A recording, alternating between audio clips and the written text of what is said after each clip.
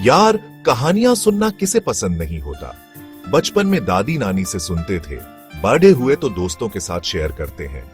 लेकिन कुछ कहानियां ऐसी होती हैं जो किताबों में नहीं मिलती, जो दीवारों पर लिखी होती है, जो संगीत में गूंजती है, जो खाने के स्वाद में होती है। ऐसी ही एक कहानी है भारत और यहाँ के मुसलमानों की।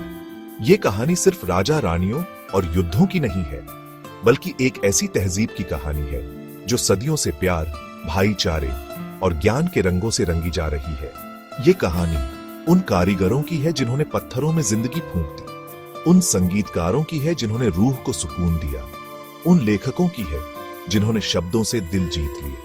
तो चलिए, आज इस वीडियो में हम साथ मिलकर इसी कहानी के पन्ने पलटेंगे और जानेंगे कि भारत के मुसलमानों ने कैसे इस देश को अपने हुनर, अपनी कला और अपने जज्बे से सजाया है। यार, प्यार हो या दर्द, खुशी हो या गम, हर एहसास को बयां करने का एक जरिया होता है कला। और जब बात कला की हो रही हो तो साहित्य और संगीत का जिक्र कैसे ना हो। अब आप सोच रहे होंगे कि ये मुसलमान भाई और कला, अरे यार, कला तो खून में होती है, मजहब में कहां। और ये बात हमारे मुस्लिम भाइयों ने तो सदियों से साबित की है। कभी अमीर खुसरो की शायरी ने दिलों को छू लिया, तो कभी मिर्जा गालिब के शेरों ने जिंदगी को समझाया। इकबाल की शायरी में तो मानो एक अलग ही जज्बा था, देशभक्ति का, जुनून का। और सिर्फ शायरी ही नहीं, संगीत में भी इनका कमाल देखो।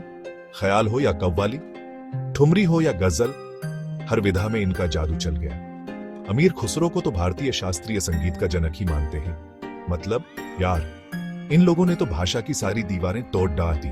उर्दू, फारसी, हिंदी सबको एक साथ पिरो दिया जैसे मोतियों की माला। और इस माला से निकली धुन आज भी हमारे दिलों में गूंजती है।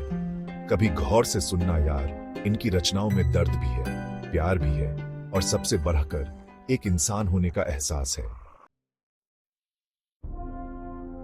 यार, कभी आपने सोचा है कि पत्थर भी बोल सकते हैं? अरे हाँ यार, बोलते हैं, लेकिन अपनी जुबान में। और इनकी जुबान समझने के लिए दिल की जरूरत होती है, आंखों की जरूरत होती है। मुगल काल में बनी इमारतें जैसे ताजमहल, लाल किला, फतेहपुर सीकरी, ये सब क्या है?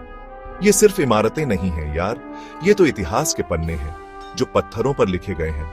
इन इमारतों को देखो, इनकी नक्काशी देखो, इनके गुंबद देखो, ऐसा लगेगा जैसे कोई जादूगर आया था और उसने अपने जादू से पत्थरों में जान फूंक दी। ताजमहल की बात ही निराली है यार, प्यार की निशानी, मोहब्बत का प्रतीक। ऐसा लगता है जैसे शाहजहां ने मुमताज के लिए अपना पूरा प्यार इस इमारत में उतार दिया। और लाल किला, दिल्ली की शान, कितने ही राजा महाराजाओं का घर रहा है, इसकी दीवारों में इतिहास कैद है यार। मतलब यार, इन इमारतों को देखकर समझ आता है कि हमारे मुस्लिम भाइयों के पास हुनर कूट कूट कर भरा था। इन्होंने न सिर्फ इमारतें बनाई, बल्कि कला के ऐसे नमूने पेश किए जो आज भी दुनिया को हैरान करते हैं। यार, कहते हैं कि इल्म रोशनी देता है और रोशनी से ही जिंदगी में आगे बढ़ा जाता है। और इस रोशनी को फैलाने में हमारे मुस्लिम भाइयों का बहुत बड़ा हाथ रहा है।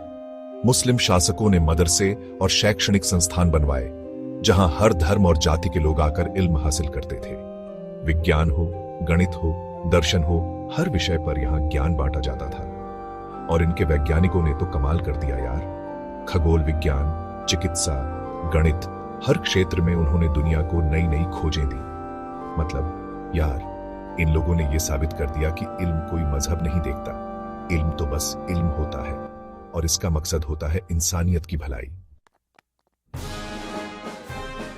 चैप्टर 4। आजादी की बात आते ही दिल में एक अलग ही जोश आ जाता है। और इस आजादी के लिए हमारे मुस्लिम भाइयों ने भी अपना खून बहाया है, कुर्बानियां दी हैं। मौलाना अबुल कलाम आजाद, खान अब्दुल गफ्फार खान, अशफाक उल्लाह खान, ये नाम सुनकर ही सीना गर्व से चौड़ा हो जाता है। इन्होंने हिंदू, मुस्लिम, सिख, ईसाई सबको एक साथ लाकर अंग्रेजों के खिलाफ लड़े ढाई लड़ी। इनके लिए धर्म कोई मायने नहीं रखता था, इनके लिए तो बस एक ही मकसद था, अपने देश को आजाद कराना। मतलब आजादी की ये लड़े ढाई सिर्फ एक समुदाय की नहीं थी, ये तो पूरे देश की लड़ी ढाई थी। और इस लड़ ढाई में हमारे मुस्लिम भाइयों ने बढ़ चढ़कर हिस्सा लिया। चैप्टर 5।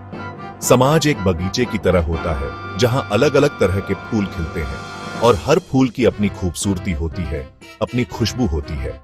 लेकिन इस बगीचे को हरा भरा रखने के लिए सबको मिलकर मेहनत करनी पड़ती है। और हमारे मुस्लिम भाइयों ने भी समाज को बेहतर बनाने में कोई कसर नहीं छोड़ी। शिक्षा, महिला अधिकार, सामाजिक न्याय, हर क्षेत्र में इन्होंने अपना योगदान दिया। व्यापार हो या उद्योग, हर क्षेत्र में इन्होंने अपनी मेहनत और लगन से देश की अर्थव्यवस्था को मजबूत किया। मतलब समाज की तरक्की में भी इनका योगदान कम नहीं है। इन्होंने हमेशा ही भाईचारे और प्रेम का संदेश दिया है। चैप्टर 6, भारत की खूबसूरती ही उसकी विविधता में है। यहाँ अलग अलग धर्मों, जातियों और संस्कृतियों के लोग सदियों से साथ रहते आए हैं और इस सहिष्णुता को बनाए रखने में हमारे मुस्लिम भाइयों का बहुत बड़ा योगदान है। सूफी संतों ने तो प्रेम और भाईचारे का ऐसा पैगाम दिया जो आज भी लोगों के दिलों में जिंदा है। निजामुद्दीन औलिया, ख्वाजा मोइनुद्दीन चिश्ती, बहाउद्दीन झकरिया, इन संतों ने लोगों को सिखाया कि इंसानियत से बढ़कर कोई धर्म नहीं होता। मतलब इन्होंने ये साबित कर दिया कि अलग अलग धर्मों के लोग भी आपस में मिलजुल कर प्यार से रह सकते हैं। तो ये थी भारत और यहाँ के मुसलमानों की कहानी। एक ऐसी कहानी जो प्यार, भाईचारे और इंसानियत के रंगों से रंगी हुई है। ये कहानी हमें सिखाती है कि इंसान को इंसान से जोड़ने वाली डोर बहुत मजबूत होती है और ये डोर कभी नहीं टूटनी चाहिए। तो आइए हम सब मिलकर इस डोर को और मजबूत करें और एक ऐसे समाज का निर्माण करें जहां प्यार हो, भाईचारा हो और हर किसी के लिए जगह हो।